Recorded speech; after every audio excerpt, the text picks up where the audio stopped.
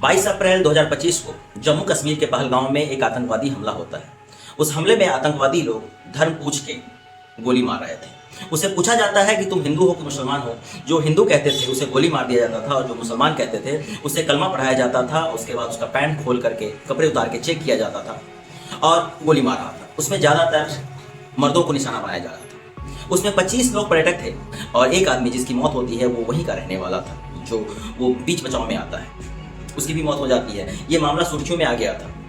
उसके बाद आतंकवादी कहते हैं कि जाके मोदी को बता देना सारी बातें। इधर सरकार के पैरों तले जमीन खिसक जाती है। सरकार अपना एक्शन लेना शुरू करती है और ऑपरेशन सिंदूर चलाया जाता है।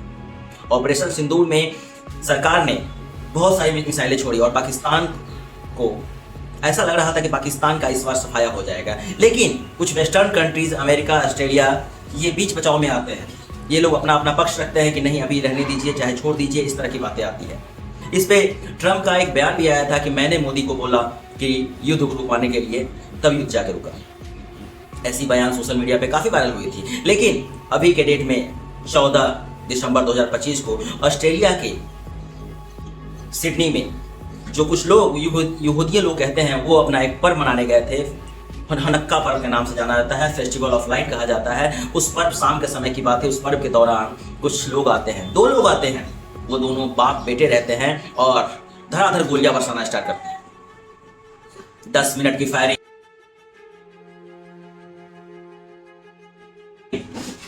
50 राउंड, 15 लोगों की मौत, एक 10 साल के बच्ची की मौत ये हो जाती है। ये देख के पूरे ऑस्ट्रेलिया में भी हाहाकार मचा हुआ है। उसका जो पासपोर्ट निकाला जाता है, उसका जो गाड़ी चेक किया जाता है, उसमें पता चलता है कि ये दोनों बाप बेटे रहते हैं। जिसका नाम रहता है साजिद अकरम और एक का नाम नावीद अकरम, वो उसका बेटा होता है। ये गोलियां बरसाएं और इनका जो गाड़ी चेक किया जाता है तो इसमें इस्लामिक झंडा भी था।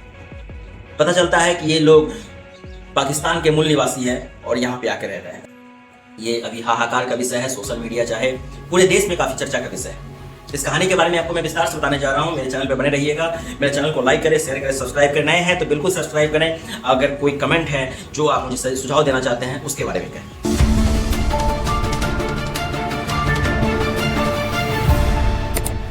नमस्कार, प्रणाम, मैं प्रकाश स्वागत करता हूँ अपने चैनल में। आज की सच्ची घटना जो मैं आपको बताने जा रहा हूँ, ये सच्ची घटना ऑस्ट्रेलिया की। ऑस्ट्रेलिया में एक पर्व मनाया जाता है, वो यहूदियों का पर्व होता है। ऑस्ट्रेलिया में 1,10,000 के आसपास में यहूदी है। जो सबसे ज़्यादा यहूदी जो है पर्थ में है, लगभग 45,000 के आसपास में, और या सिडनी में लगभग 25,000 के आसपास में यहूदी है। यहूदी लोग का एक पर्व होता है, वो पर्व जिसका नाम हनक्का पर्व के नाम से जाना जाता है। इस पर्व में ये लोग दिए जलाते हैं। जिस तरह से हम लोग इंडिया में दीपावली मनाते हैं ना, उसी तरह से वो लोग दिए जलाते हैं। ये 8 दिन का पर्व होता है। 14 दिसंबर से इसकी शुरुआत हुई थी और 8 दिन तक चलने वाला, 22 दिसंबर तक चलने वाला पर्व था। शाम का समय था, सब लोग बीच पे थे।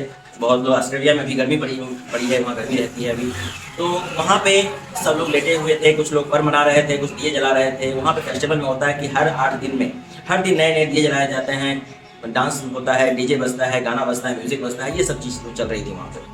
अचानक ही शाम के समय, शाम के 6:47 पे कुछ आवाज़ें आने लगती है, धड़ाधड़ धड़ाधड़। ऐसा लग रहा था कि पटाखे फूट रहे हैं और इन सब आवाज़ थोड़ा सा दब जाता है म्यूजिक के कारण। कुछ गाना बजाना जो बज रहा था, इस कारण से वो आवाज़ दब के रह जाता है। थोड़ी ही देर में वहाँ पे कुछ लोग गिरने लगे और उसके शरीर से खून आने लगा। हाहाकार मच जाता है, लोग चिल्लाने लगते हैं, शूट आउट और भागने लगते हैं। ये एक आतंकवादी हमला था जिसमें 2 आदमी गोली चलाना स्टार्ट करता है। उससे 15 मिनट पहले वो 2 आदमी एक कार से उतरता है। कार से उतरने के बाद दोनों के हाथ में बंदूक रहता है और दोनों एक फुट ब्रिज पे, जो ऊंचा होता है, जहां से निशाना लगाना आसान होता है, वहां पे खड़े हो जाते हैं और 6:47 पर गोलियां चलाना स्टार्ट करते हैं, धड़ाधड़ धड़ाधड़। ये 10 मिनट की फायरिंग होती है और 10 मिनट की फायरिंग में लगभग 50 राउंड गोलियां चलती हैं। उस गोली में मरने वालों की संख्या 16 थी, जिसमें एक 10 साल की मासूम बच्ची भी थी। एक बुजुर्ग भी 2 थे जो लगभग 84 या 85 साल के। कुल मिला के 16 मौतें हुई थी और 42 से ज़्यादा घायल हुए थे।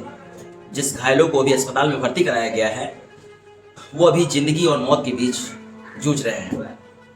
कईयों की हालत अभी बहुत नाजुक है, क्या पता वो बचेंगे कि नहीं बचेंगे।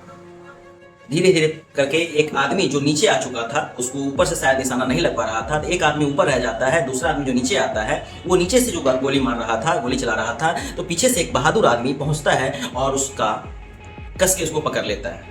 उसके बाद सबसे पहले उसके गन को छीनता है, बंदूक को छीनता है, बंदूक को छीनने के बाद उसके तरफ निशाना करता है और एक गोली चलाता है जो उस आतंकवादी के पैर पे जाके लगती है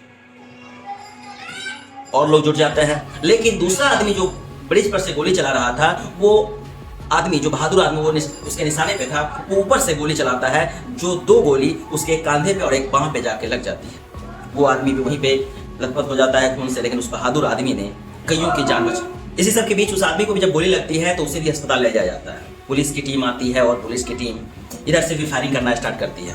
कुछ ही सेकंड में, कुछ ही मिनटों में पुलिस की टीम भी पहुंच जाती है, सायरन का आवाज आता है, वो भी पुलिस की टीम भी अपना फायरिंग करती है। उस फायरिंग में वो दूसरा आदमी जो 24 साल का था, वो अपना हाथ खड़ा कर देता है। ये पहला आदमी जिसको एक बहादुर आदमी ने पकड़ा था, वो लगभग 50 साल की उम्र, और दूसरा आदमी 24 साल का, वो अपना हाथ खड़ा कर देता है और कुछ पुलिस वाले उसे पकड़ते हैं। कुछ लोग उसे मारने की कोशिश कर रहे थे क्योंकि उसने अभी लगभग 15 या 16 लोगों की जान ले ली थी और 42 से ज्यादा घायल हो चुके थे। उसे पकड़ा जाता है, पकड़ने एक की तो मौत हो चुकी है, इसे भी गोली लगती है। जो दूसरा आदमी होता है, इसको गोली लगने के कारण ये भी बेहोश हो जाता है। पुलिस उसे ले जाकर हॉस्पिटलाइज करवाती है। एक की तो मौत हो चुकी थी, दूसरा भी बचा हुआ था। और इधर और लोगों के जो भी जिनको गोली लगी थी, जो मर चुके थे और जो अभी तक जिंदा थे, उसको लोग हॉस्पिटल लेके जा रहे हैं। हॉस्पिटल पहुंचाते हैं, बहुत सारे की अभी हालत नाजुक है, बहुतों की मौत हो चुकी है। अभी तक इन दोनों के बारे में पता किया जाता है कि ये दोनों है कौन। जिस सीसीटीवी कैमरा कहाँ लगा जाता है तो पता चलता है ये लोग एक कार से आए हुए थे। उस कार को उनकी जब तलाशी ली जाती है तो उसके अंदर से 1-2 बंदूक और निकलता है। उसके बाद उसमें एक ड्राइविंग लाइसेंस निकलता है, जो ड्राइविंग लाइसेंस साजिद अकरम के नाम से होता है। उम्र 50 साल। साजिद अकरम मूलतः निवासी पाकिस्तान का था। उसके बाद उसमें दूसरा जो पता किया जाता है तो एक आदमी रहता है नाविद अकरम। नाविद अकरम साजिद अकरम का बेटा, जिसकी उम्र 24 साल। उस आधार कार्ड के हिसाब से जब वो पुलिस उसके घर पहुंचती है तो उसकी पत्नी, वहां पे एक बेरेना करके उसकी पत्नी होती है, तो वो पूरी बात बताती है। दरअसल 1998 ईस्वी में साजिद अकरम, जिसकी भी वर्तमान उम्र 50 साल थी, 1998 में वो छात्र वीजा पर पाकिस्तान से आया था पढ़ाई करने के लिए। उसके बाद एक लड़की से कॉलेज में ही प्यार हो जाता है जिसका नाम बेरेना और साजिद शादी कर लेते हैं 2001 में। उसके बाद इनको एक वीजा, रेसिडेंशियल वीजा मिल जाता है। रेजिडेंस वीजा पे रह रहे थे। इसी बीच इन दोनों का एक लड़का पैदा होता है जिसका नाम नाविद अकरम, जिसके भी वर्तमान उम्र 24 साल। इन दोनों का परिवार सब कुछ ठीक चल रहा था। साजिद एक फल की दुकान चलाता था, फल की दुकान से आमदनी होती थी, जो भी होता था। और उसके बाद उस घर चलाते चलाते अचानक वो दिन आता है जिस दिन वो कहता है अपने परिवार से, उसकी माँ ने कहा कि मेरा बेटा कुछ कर ही नहीं, ऐसा कुछ कर ही नहीं सकता, मेरे पति ऐसा कुछ कर ही नहीं सकते। लेकिन पुलिस वाले कहते हैं कि आप ही का बेटा और आप ही के पति थे। उसे विश्वास नहीं हो रहा था। पूरी बात की वो जानकारी देती है कि वो कहती है कि दरअसल जब मैंने फ़ोन किया था तो उसके बेटे ने कहा था कि वो तैरने जा रहा है, स्कूबा डाइविंग करने जा रहा है। उसके पति से जब बातचीत हुई थी तो उसके पति ने कहा था कि वो मछली पकड़ने जा रहा है बेटे के साथ। लेकिन वो यहाँ इस आर्चर पार्क सिडनी का,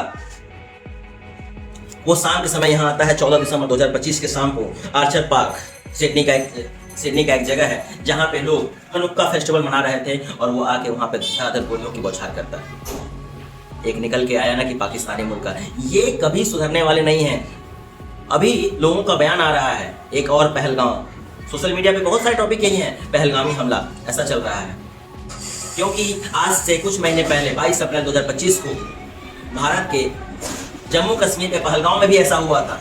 आतंकवादी आते हैं और धर्म पूछ के गोली मारते हैं, जिसमें लगभग 28 मौतें हुई थी उस समय और बहुत घायल हो चुके थे। हिंदू हो कि मुसलमान हो, तुम हिंदू है गोली मार दिया, मुसलमान है कलमा पढ़ाया, पैंट खोल के चेक किया, अगर सही हुआ तो उसे जाने दिया, नहीं तो उसे गोली मार दी। एक ऐसे इंसान भी उस समय थे जिन्होंने बीच बचाव में, वहीं के रहने वाले, बीच बचाव किया उन्होंने, उसकी भी मौत हो जाती है। आज इतने लोग मर चुके हैं। उसमें एक हीरो की मैं बात कर रहा हूं, उस जो पीछे से जाके पकड़ता है, वो आपने जो वीडियो देखा, अभी जो वीडियो देख रहे हैं, वो पीछे से जाके एक आतंकवादी को पकड़ता है, साजिद अकरम को पकड़ता है। उसका नाम अहमद अल अहमद, जिसकी उम्र लगभग 45 साल के आसपास में, वो भी फल का ही दुकान चलाता था वहां पे, उसका बिजनेस भी फल का ही था। लेकिन दोनों में काफी फर्क है, एक आतंकवादी और एक दूसरा ये। इन लोगों को पहले से पता था वो यहूदियों पे ही निशाना क्यों बनाएगा। यहूदी का पर्व जो होता है, उस पर्व के फर्स्ट दिन फेस्टिवल, ये 8 दिन का चलने वाला फेस्टिवल था, 8 दिन के चलने वाले फेस्टिवल पहले ही दिन ही ये लोग वहां पहुंच जाते हैं। इस फेस्टिवल में लाइट का फेस्टिवल क्या था, लाइट का फेस्टिवल इसके नाम से फेमस है ये हनुक्का। वो वहां पहुंच जाते हैं और धड़ाधड़ गोलियों बरसाना स्टार्ट करते हैं। इस बात को लेके एक बयान हुई थी 17 अगस्त 2025 को, इसी साल फिलिस्तीन को एक आजाद राज्य का, आजाद देश का के लिए उपाधि मिल चुकी थी। इस चीज के लिए ऑस्ट्रेलिया ने भी साइन किया था, ऑस्ट्रेलिया के जो प्रधानमंत्री होते हैं उसने भी साइन किया था। बहुत सारे देशों से इसमें खटास हो जाता है।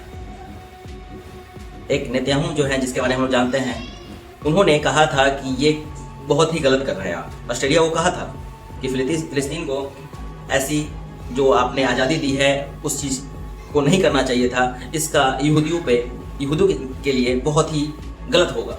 अब क्यों ऐसा हुआ, शायद वही रीजन था। ये क्या रीजन था, अभी पूरे ऑस्ट्रेलिया में हाहाकार मचा हुआ है। प्रधानमंत्री नरेंद्र मोदी जी ने भी यहाँ से शोक व्यक्त किया है और कहा है कि हम सबको एकजुट होना पड़ेगा। सच में हम सबको एकजुट होना पड़ेगा आतंकवाद के खिलाफ, पाकिस्तान के खिलाफ, क्योंकि वो ऐसा देश है जो सिर्फ आतंकवाद पैदा करता है। कुछ लोग होंगे अच्छे, लेकिन ज्यादातर आतंकवादी हैं वहां पे। बार बार तो इंडिया से होता है और हर जगह पे वो करता है, पता नहीं क्यों, क्या उसका ये है, ये तो पता नहीं। ये अभी सोशल मीडिया पर चर्चा का विषय है। इतने बेगुनाह लोग मारे गए, उसमें से एक निकल के अच्छा इंसान भी सामने आया है जिसने जान बचाई थी।